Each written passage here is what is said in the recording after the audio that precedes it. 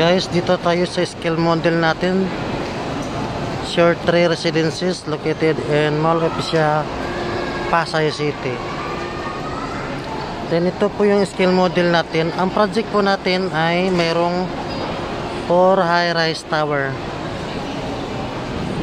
Yan. So lapitan po natin yung project natin. So ito po yung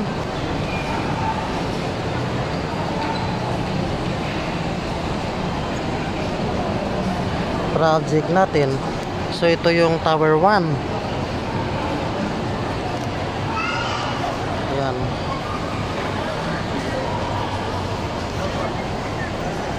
Yan.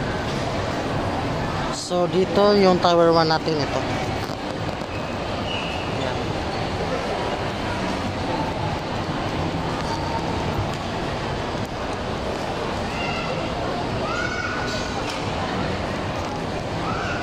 Itong side dito is facing po ito ng Makati. Ito po tower 1. Ito naman tower 2. Yan.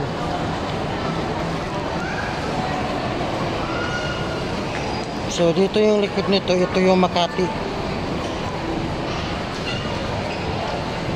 Makati.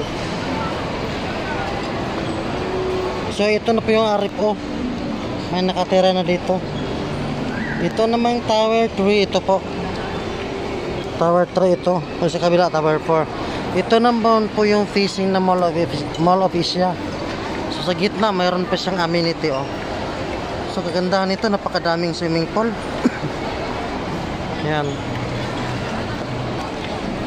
Yan. Ito yung facing dito sa Mall of Asia. Ito yung Sunrise Drive Street. Yan. Facing po ito na Mall of Asia. Yan. So ito hindi mo na nilagyan ng building dahil para makikita po natin yung mga mag-inquire yung mga floor plan at layout niya. So kitang kita po yung amenities. Yan. So actually itong tower 3 sa left side, tower 4 sa right side, buo na po ito ngayon, pero actually by next year pa po siya turnover kasi pre-selling pa siya. Para malapit ito ma-turnover.